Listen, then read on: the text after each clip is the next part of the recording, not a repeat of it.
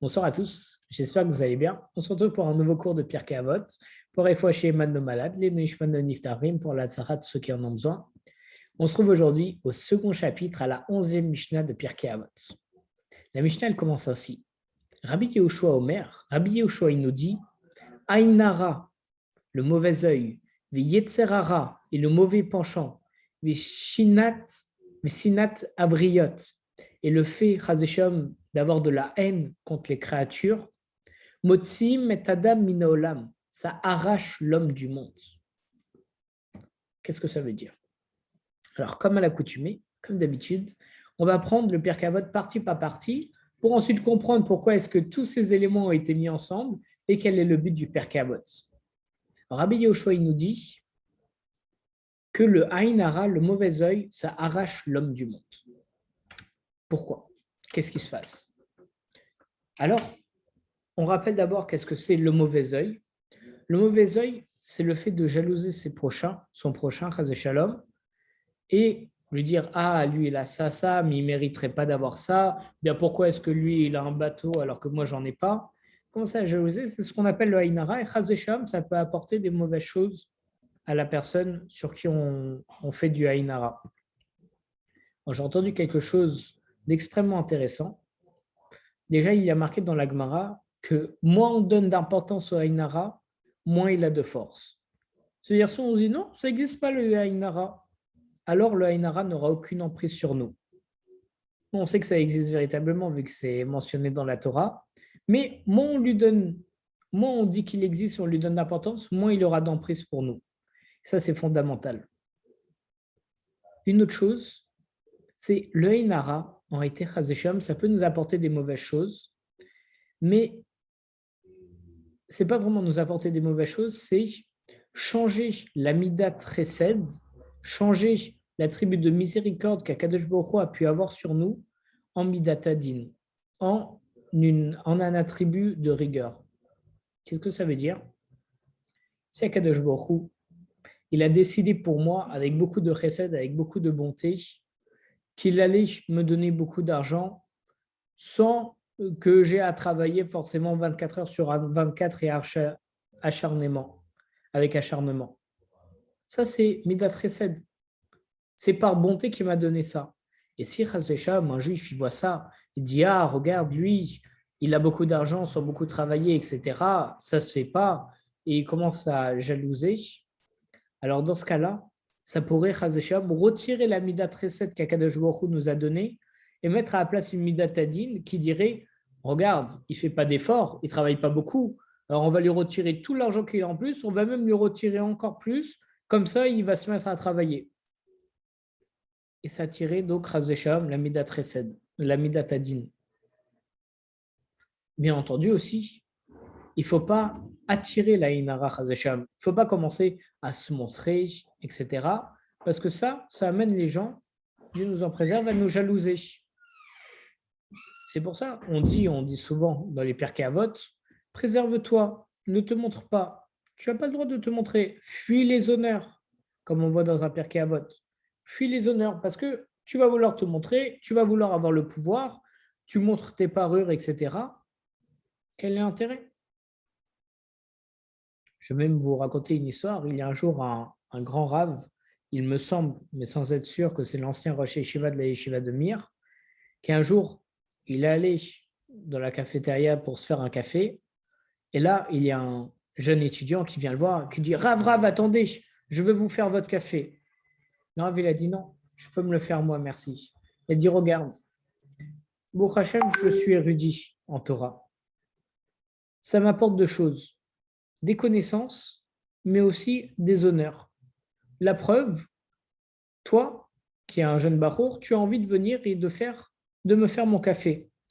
Regarde, les connaissances, je prends parce que j'ai étudié pour et ça me permet de me rapprocher d'Akadosh Baruch Hu. Les honneurs, j'en ai pas besoin. Je suis capable au prochain de faire mon café tout seul. Je n'ai pas besoin que quelqu'un d'autre me le fasse. Alors, ce n'est pas la peine. Donc, on aurait pu dire, et n'importe qui, moi le premier, aurait été très flatté. Oh, tu veux me faire un café? Bien sûr, avec plaisir. On se sent flatté que quelqu'un veuille, entre guillemets, nous servir, etc. Donc tout de suite, on aura accepté. Mais là, et c'est là où on voit la grande force des rabbinim et qui rejoint les Pirkei Avot en disant fuis les honneurs et ne t'en approche pas et fuis les personnes aussi puissantes, parce que c'est pas la peine. Et en faisant ça, on peut s'apporter le mauvais œil, comme on voit dans le Pirkei Avot. Donc ça, on vient d'expliquer pourquoi est-ce qu'il y a marqué que le mauvais œil, ça peut arracher l'homme du monde. Parce que ce sont les autres hommes qui nous mettent le mauvais œil, parce qu'on a attiré Shalom la jalousie. Et donc, quand on dit Olam, ça peut aussi s'entendre le monde comme tout le monde, toute la population. Donc les personnes ne vont pas nous apprécier parce qu'ils vont nous jalouser, et ça nous arrache de tout le monde des groupes sociaux. Ensuite, Yetzerara, le mauvais penchant. Le mauvais penchant, c'est simple, et on ne va pas s'attarder dessus. Le Yetzerara, c'est ça ce qui nous pousse à faire à chaque fois des mauvaises choses. Et même pire, ça nous empêche même, parfois, de faire des bonnes choses. Ce n'est pas seulement que ça nous pousse à faire des mauvaises choses, ça nous empêche de faire des bonnes choses. Je suis là, je suis à 2 doigts de faire un tzedaka, le Yetzerara, il va me dire « Attends, tu es certain qu'il est pauvre ? Peut-être tu sais pas, peut-être qu'en réalité, il a une villa et qu'il fait ça pour gagner encore plus d'argent. » Le Yetzerara, il veut nous empêcher à faire des choses. Donc ça, c'est sûr que lorsqu'on a le Yetzerara et que Chazé Shalom, on succombe un petit peu, et à moi le premier, ça arrive, alors ça arrache l'homme du monde parce qu'on ne fait plus la volonté d'Akadosh Baruch Hu. Lorsqu'on ne fait plus la volonté d'Akadosh Baruch Hu, Dieu, il se retire et il essaye à chaque fois de nous pousser à se remettre vers lui. Mais si le Yetzerara est fort, qu'on n'arrive pas à le combattre, ça devient compliqué. C'est pour ça qu'il faut toujours bien faire attention à notre mauvais penchant. Et la troisième chose que nous dit Rabbi Yehoshua, c'est Sinat Abriot, la haine des créatures. On voit que la haine des créatures, ça revient au mauvais œil, parce que c'est le fait de ne pas aimer l'autre, de le jalouser, etc.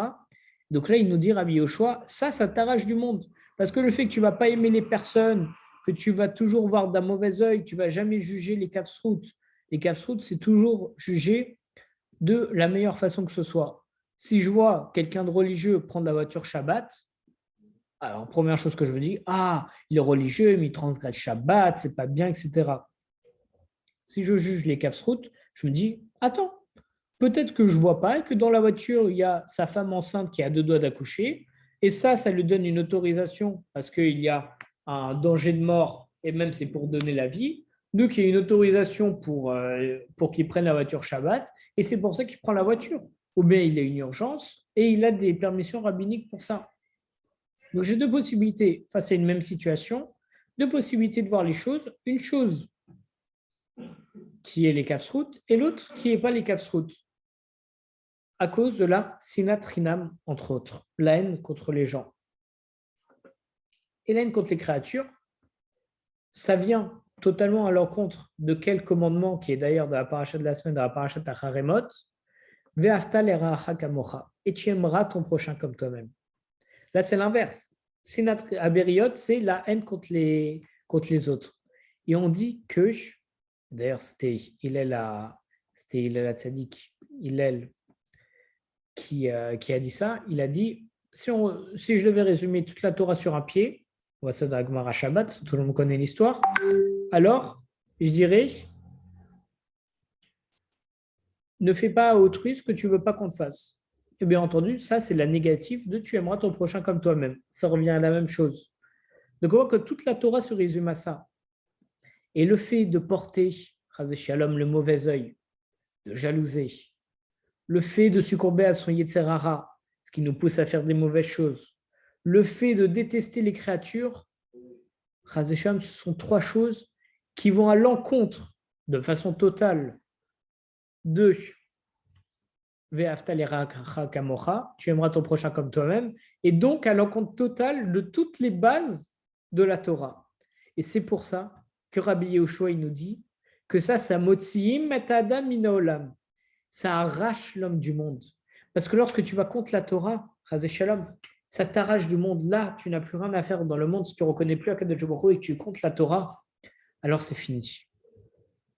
Et voilà pourquoi Rabbi Yehoshua, en tout cas à mon humble avis, il nous a cité le Einara, le Yetzarara, la Sinat Abriot, qui sont en réalité 3 catégories qui se regroupent et qui peuvent aller les unes après les autres.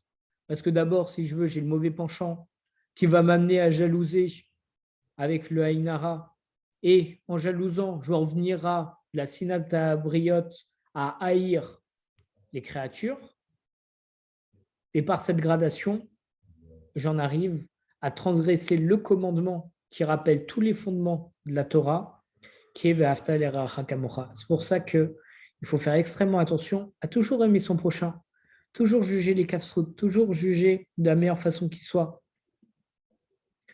et toujours essayer d'être bon avec notre prochain et de bien cohabiter avec lui. Peu importe qui c'est, si on a des atomes crochus ou non, si on voit qu'on n'a pas du tout d'atomes crochus, que ça ne va pas du tout, c'est pas grave. Je n'ai pas à m'approcher de lui. Je n'ai pas besoin non plus de forcer et d'essayer d'aller loin avec lui. Je n'ai pas d'atome crochu, pas que je reste près de lui et que je commence à le jalouser, à le voir d'un mauvais œil, etc. Éloigne-toi, c'est pas la peine. En espérant, Bezrat Hashem, qu'on ait le mérite de tous se rapprocher grâce à ça et qu'on forme bien un Ami Israël Chai, un seul, Amechad, un peuple uni et un peuple qui vivra Bezrat Hashem. Kol Tuv tout le monde.